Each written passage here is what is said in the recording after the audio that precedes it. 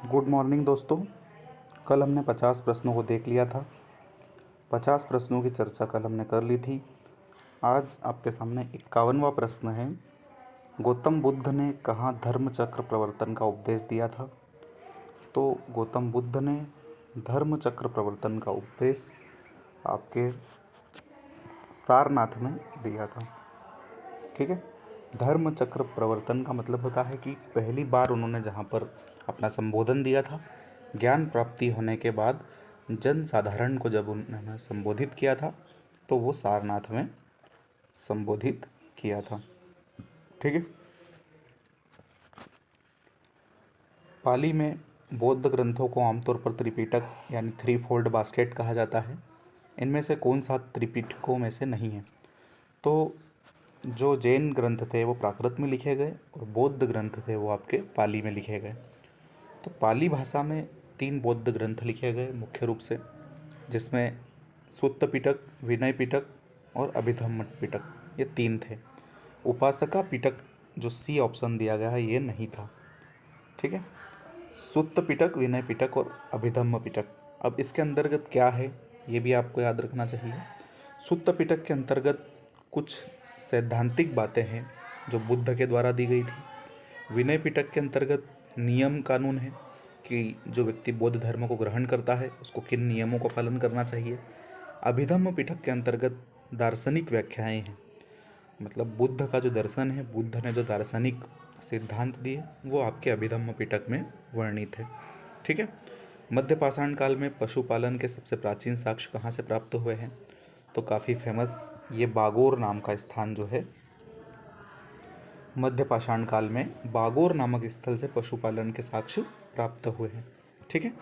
प्राग ऐतिहासिक काल में किस स्थान से मानव के साथ कुत्ते को दफनाए जाने का प्रचलन था? तो ये भी काफ़ी प्रचलित प्रश्न, यूपीएससी इसको पूछ चुका है एक बार। तो बुर्ज होम नाम का जो क्षेत्र था या बुर्ज होम नाम का जो प्राग ऐतिहासिक स्थल था, यहाँ मानव के साथ कुत्ते को दफनाए जाने की प्रथा का प्रचलन देखने को मिलता है, जो उस समय के लोगों के पारलौकिक जीवन के विश्वास को दर्शाता है। और इसके साथ साथ कई अन्य वस्तुओं को भी दफनाया जाता था। तो बुर्ज होम नाम का ये स्थल है। ठीक है। अब आपको जोड़ी मिलाना है। इसके अंतर्गत चौपानी मांडो, कुल्ली, अतिपरकप्पम और इनाम गांव, ये 4 जो स्थल है ये आपके दिए गए हैं। चौपानी मांडो की अगर हम बात करें तो ये मध्य पाषाण काल से संबंधित है। कुल्ली नामक स्थल पूर्व हड़प्पाई कालीन स्थल है। ठीक है। 4-3 अतिरकम जो है ये आपका पूरा ताम्र पाषाण कालीन स्थल है, पूरा पाषाण कालीन स्थल कह सकते हैं। और इनाम गांव तो आप जानते ही हैं कि ये ताम्र पाषाण कालीन स्थल। तो 4-3-1-2 जो है आपका डी में दिख रहा है, तो ये आपका डी यहाँ पर सही हो जाएगा। 56 हड़प्पा सभ्यता में अग्नि पूजा एवं पशु बलि प्रथा विद्यमान थी। बातें सही है दोनों। हड़प्पा सभ्यता का आकार त्रिभुजाकार है, तो क्या ये सही है कि हड़प्पा का जो है आकार त्रिभुजाकार है? ये भी सही है। तो यहाँ पर आप 1 और 2 दोनों सही है, लेकिन 1-2 की व्याख्या नहीं है, तो बी आपका सही हो जाएगा। 57 यहाँ पर भी आपको जोड़ी मिलानी थी। बाजरा, तरबूज के बीज, चावल की भूसी और चना, मतलब कौन से साक्ष्य कहाँ से प्राप्त हुए हैं? तो हड़प्पा से आपके तरबूज के बीज मिलते हैं। बाजरा की बात कर लें सबसे पहले हम, तो बाजरा लोथल से प्राप्त होता है। तरबूज के बीज हड़प्पा से प्राप्त होते हैं। चावल की भूसी जो है आपकी ये रंगपुर से प्राप्त होती है और चना जो है कालीबंगा से प्राप्त होता है। तो 2-1-3-4 जो आपको बी में दिख रहा है। ठीक है। वेदों का संकलन कृष्ण द्वैपायन वेदव्यास के द्वारा किया गया। तो कृष्ण द्वैपायन वेदव्यास वेदों के संकलन से जुड़े हुए थे। वेदांग में किसका समावेश है? तो वेदांग 6 माने गए हैं। ठीक है। शिक्षा, ज्योतिष, कल्प, तिरुक्त, व्याकरण और छंद। शिक्षा, ज्योतिष, कल्प, तिरुक्त, निरुक्त, व्याकरण और छंद जो आपको सी ऑप्शन में दिख रहा है, ये आपको रट लेना है। 6 वेदांग है। कौन कौन से? शिक्षा, ज्योतिष, निरुक्त, छंद और व्याकरण। तो इसका सी ऑप्शन जो है यहाँ पर सही होगा। तो 6 वेदांगों को आपको याद रखना है। निम्नलिखित में से जैन धर्म के किस तीर्थंकर को नारायण का अवतार माना जाता है? तो ऐसे कौन से तीर्थंकर थे जिनको नारायण का अवतार माना जाता है? तो प्रथम तीर्थंकर ऋषभनाथ। वायु पुराण और भगवत पुराण में ऋषभनाथ को नारायण का अवतार माना गया है, तो ऑप्शन ए यहाँ पर आपका सही हो जाएगा। निम्नलिखित में से कौन सा सुमेलित नहीं है? अब बताना है आपको यहाँ पर कौन सा सुमेलित नहीं है। अवधि, श्रुति, मति और कैवल्य बौद्ध दर्शन के अंतर्गत निम्नलिखित में से किसको क्या कहा जाता था? तो अवधि का मतलब दिव्य ज्ञान होता था, ये सही है, क्योंकि एक निश्चित अवधि के बाद जो है ज्ञान की प्राप्ति हुआ करती थी, तो अवधि को दिव्य ज्ञान के रूप में वर्णित किया गया है। श्रुति की अगर हम बात करें तो श्रवण ज्ञान मतलब जो सुना गया है उसे श्रुति कहा जाता है। एक होता है लिखित और एक होता है वाचिक या मौखिक। तो जो श्रवण किया गया ज्ञान होता है उसको श्रुति कहते हैं। वेदों को भी हम श्रुति इसीलिए कहते हैं क्योंकि वह श्रवण किया गया ज्ञान होता है। मति का अर्थ है इंद्रिय जनाती ज्ञान और केवल्य का अर्थ दीपक का बुझ जाना। तो ये गलत है, क्योंकि केवल का अर्थ होता था पूर्ण ज्ञान की प्राप्ति हो जाना। जब व्यक्ति अपने जीवन के पूर्ण ज्ञान को प्राप्त कर लेता है, एक मोक्ष की अवस्था को प्राप्त कर लेता है, तो उसको केवल्य की बात कही गई है। तो बौद्ध दर्शन के अंतर्गत केवल्य का अर्थ पूर्ण ज्ञान की प्राप्ति है, न कि दीपक का बुझ जाना। तो 61वां क्वेश्चन आपका डी यहाँ पर सही सुमेलित नहीं है। बौद्ध साहित्य महावंश निम्नलिखित में से किस देश से संबंधित था? तो महावंश आपके चीन से संबंधित है। ठीक है, महावंश का संबंध चाइना से था, क्योंकि जब नागार्जुन बौद्ध भिक्षु जब पहली सदी में चीन जाकर उन्होंने अपने ज्ञान का प्रसार किया, या चीन में जाकर के उन्होंने चीनी भाषा में बौद्ध धर्म का प्रसार किया, तो उसको महावंश के अंतर्गत जो है संकलित किया गया है या सूचीबद्ध किया गया है। ठीक है। द्वितीय बौद्ध संगति का आयोजन निम्नलिखित में से किस नगर में किया गया? तो 4 बौद्ध संगतियाँ हुई। पहली राजगृह है, दूसरी वैशाली, तीसरी पाटलिपुत्र और चौथी कुंडलवन जो कश्मीर में हुई। तो पहली राजगृह है, द्वितीय वैशाली, तृतीय पाटलिपुत्र और चतुर्थ कुंडलवन कश्मीर। तो आपसे द्वितीय पूछा है तो द्वितीय आपकी वैशाली में हुई, ऑप्शन ए। ठीक है। धार्मिक दृष्टिकोण से मथुरा में कंकाली टीला से प्राप्त मूर्तियाँ किस धर्म से संबंधित है? तो मथुरा से जो कंकाली टीला प्राप्त हुआ है वो आपका जैन दर्शन से संबंधित है। मथुरा से प्राप्त कंकाली टीला आपके जैन दर्शन की मूर्तियाँ यहाँ से प्राप्त हुई हैं।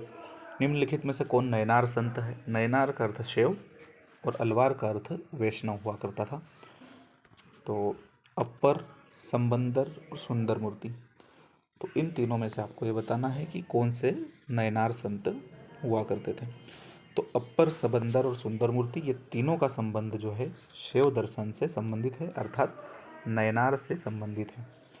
महात्मा बुद्ध ने अपने जीवन का अंतिम समय किस नदी के तट पर गुजारा? तो इन्होंने हिरण्यवती नाम की नदी है, यहाँ पर इन्होंने अपने जीवन का अंतिम समय गुजारा, जबकि इनको ज्ञान की प्राप्ति रिजुपालिका नदी के किनारे हुई थी। ठीक है। भागवत धर्म किस काल में वैष्णव धर्म में परिवर्तित हो गया? तो ये भी काफ़ी फेमस क्वेश्चन और काफ़ी आसान। गुप्त काल में भागवत धर्म जो है वैष्णव दर्शन के अंतर्गत परिवर्तित हो गया। हेलियाडोरस का वह गरुड़ स्तंभ जो भागभद्र के दरबार में आपने देखा, हेलियोडोरस का गरुड़ स्तंभ स्थापित है, तो वह भी एक तरह से वैष्णव धर्म को पोषित करता है और भागवत धर्म से ये संबंधित माना जाता है। निम्नलिखित में से कौन पाशुपत संप्रदाय के संस्थापक थे?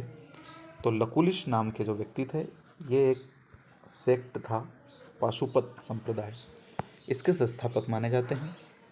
69वां क्वेश्चन, काशी का संबंध से जोड़ी मिलाना है आपको यहाँ पर। तो काशी मतलब वाराणसी, ये तो आप जानते ही हैं। मगध मतलब गिरिव्रज, राजगृह जिसको बोला जाता था।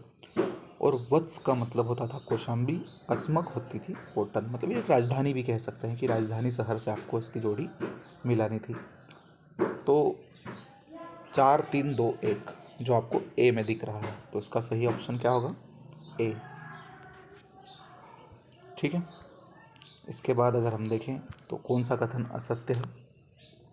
70 नंबर क्वेश्चन, महावंश के अनुसार चंद्रगुप्त मौर्य पिपली वन के मौर्य क्षत्रिय कुल का था।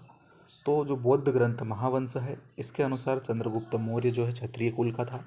क्योंकि चंद्रगुप्त मौर्य के बारे में कई सारी अनुश्रुतियाँ हैं, कई सारी अफवाहें थी। कोई कह रहा था कि ये निम्न कुल का व्यक्ति है, शूद्र है। कोई कह रहा था कि ये ब्राह्मण वंश से है। कोई कह रहा था कि क्षत्रिय कुल के व्यक्ति है। तो महावंश ने जो इनकी व्याख्या की वो क्षत्रिय कुल के बारे में की। तो ये तो यहाँ पर सही है। मगध नरेश अजातशत्रु ने अवंती कुल को परास्त कर मगध साम्राज्य में मिला लिया। तो ये आपका जो है गलत है, क्योंकि इन्होंने अवंतियों को नहीं बल्कि वज्जियों को परास्त किया था। जो वज्जी कुल के लोग थे उन्हें परास्त किया था। अजातशत्रु ने अवंती पर आक्रमण नहीं किया था। तो जो असत्य है ये आपका बी है। बाकी सी और डी ये ऑप्शन आपके सही हैं। ठीक है। सिकंदर ने वितस्ता के युद्ध में किस वर्ष राजा पोरस को परास्त किया था? तो सिकंदर ने 326 में वितस्ता, जिसको झेलम नदी भी कहा जाता था, तो 326 में सिकंदर का आक्रमण हुआ और वितस्ता के युद्ध में इसने राजा पोरस को परास्त कर दिया था। अशोक के अभिलेखों में किस एकमात्र लेखक का परिचय मिलता है? तो चापड़ नाम का जो एक लेखक है, इसका वर्णन जो है अशोक के अभिलेखों में आपको मिलता है। निम्नलिखित में से किस शासक ने विदिशा में गरुड़ स्तंभ स्थापित किया? तो अपन ने पिछले प्रश्न में भी इसकी चर्चा की थी। हेलियोडोरस ने विदिशा में शुंग वंश के जो राजा थे भागभद्र, उसके दरबार में आकर के उन्होंने यहाँ पर एक गरुड़ का स्तंभ स्थापित किया, जो वैष्णव धर्म से संबंधित माना जाता है। गुप्त संवत और शक संवत में कितने वर्षों का अंतर था?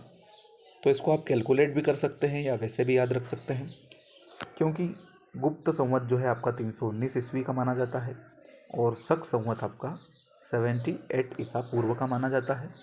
तो 78 ईसा पूर्व और 319 ईस्वी, मतलब ये प्लस हो जाएगा, तो आपका बनता है ये आपका 241 वर्ष का अंतर कहीं ना कहीं आपको यहाँ पर देखने को मिलता है। ठीक है। तो 319 और 68 ईसा पूर्व। ठीक है। 241 वर्ष, सॉरी। आप डायरेक्ट भी याद कर सकते हैं या इसको कैलकुलेट भी कर सकते हैं। ठीक है। 75वां क्वेश्चन, समुद्रगुप्त की विजयों का वर्णन निम्नलिखित में से कहाँ से प्राप्त होता है? तो समुद्रगुप्त की जो विजय अभियान है ये आपके प्रयाग प्रशस्ति से इसका वर्णन मिलता है।